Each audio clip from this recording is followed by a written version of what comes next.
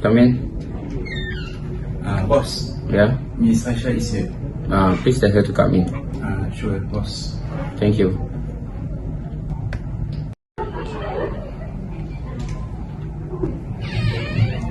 Please, Miss Aisha. Welcome, Aisha. Yeah, please have a seat.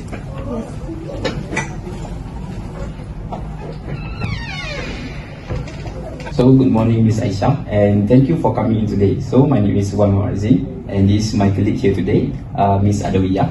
So, we both are legal counsel here, and we'll be working on your matter. So, before we start, Miss Aisha, do you want any refreshment? Yes, I would like to. Okay, so Ikram, can you provide Miss Aisha with a refreshment? Sure, sir.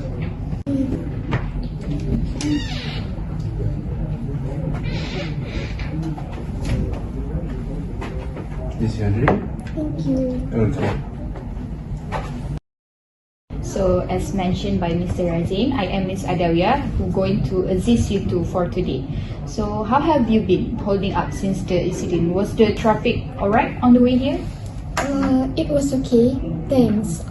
Still recovering slowly. So, before we begin today's session, just as a short introduction, as attorneys, we've been practicing for over a decade. So, we are here to assure you that we are here to provide you best-in-class service and assist you in making an informed choices as possible. And obviously, as you know, everything remains confidential between us. So, I would encourage you to be open as possible and please be comfortable in today's session. So, this is just our first consultation and it's a free of charge. We spend the next 50 minutes listening to your story and asking a few questions.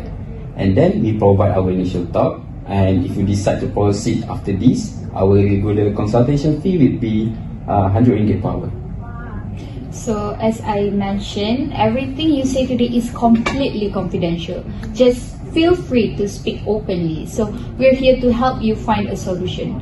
So, now shall we begin with a few background questions before we get into what happened? Miss Aisha, are you currently working? Yes, I run a logistic business. We manage deliveries across several states. Oh, so you manage it directly? Yes, I oversee the entire operation by myself. And your family? Are you married? Any children? Yes, married with 2 children under 10. Oh, alright. So please begin with your story. Oh yes, sure. On 5th March 2024, around 11:30 in the morning, I guess, I was at a Grandview Mall for business brunch.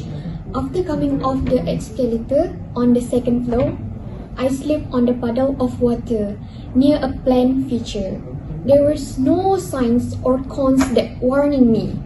I fell hard, fractured my wrist, suffered a mild concussion, and injured my back. I was in the hospital for 8 days and then on physiotherapy for 6 weeks. My business took a huge hit and I could not operate fully during that time. Even worse, the mall refused to take responsibility. They blamed it on me, saying I was distracted. They also said the cleaning company is at fault. But when I spoke to the shop owners, they said that the leak had been problem for weeks and that complaints were made. So, were you using your phone at the moment? No, I had just ended my call. I was holding my phone and a coffee, but I was walking normally. Did anyone assist you right away? No, it took about 15 minutes before a security guard came. And about the CCTV footage, right? So, how did you obtain that? For that, I obtained it through a contact. It shows a cleaner walking past the puddle several times without doing anything. Alright, so thanks for sharing. If it's possible, can you confirm with us your total losses? Yes.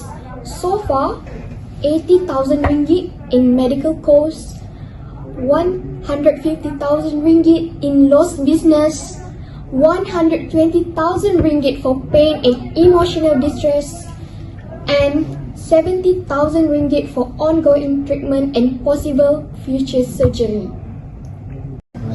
Thanks, Ms. Aisha. Based on your story and the evidence that you had described, you likely have a strong claim. Under the Malaysian law, mall and similar places have a duty to keep their premises safe for people like you. Yes, and we have seen several problems on the mall sites. First, there were no warning signs near the puddle when that's a basic safety requirement. And second, the problem had happened before. Based on what the shopkeepers told you, that means the mall likely knew about it and didn't fix it.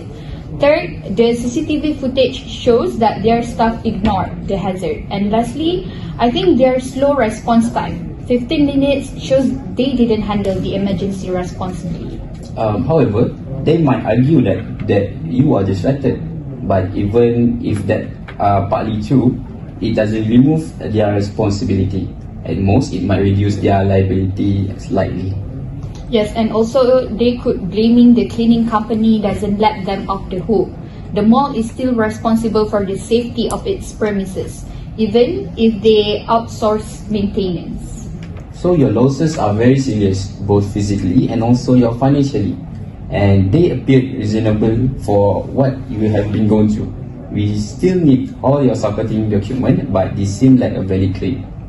So as a next step, we would like to suggest sending the mall a formal letter of demands, asking for compensation. So if they ignore it or refuse to accept responsibility, we can look at filing a civil claim in court. Based on your damages, this would likely go to High Court. Okay. So Aisha, to wrap up, here what we believe what we should do next. First, you provide us with the medical report, bills and also the CCTV footage. Second is that we will draft a formal letter to the mall demanding compensation. And lastly, if they doesn't respond positively within 14 days, we prepare a possible court action or negotiation. Our job is to give you the legal options, but the final decision on whether to settle or go to the court is entirely yours. We'll support you either way. And if you like us to begin, we start preparing the letter immediately. Please note, from the next session onwards, our rate will be 100 ringgit per hour. And also, Miss Aisha, here is our business card. If anything comes up or if you need to reach us for any updates, feel free to call or WhatsApp us. We're just a message away. Yes, I would like to go ahead. Let's move forward with the letter. So thank you for everything for today's sessions, Aisha, and we will provide you with our secretary to assist you a way out. Yeah. Sure.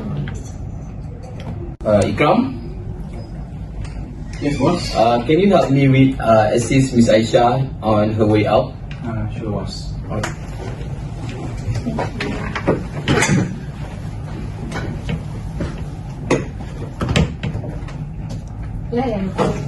Alright, thank you for everything.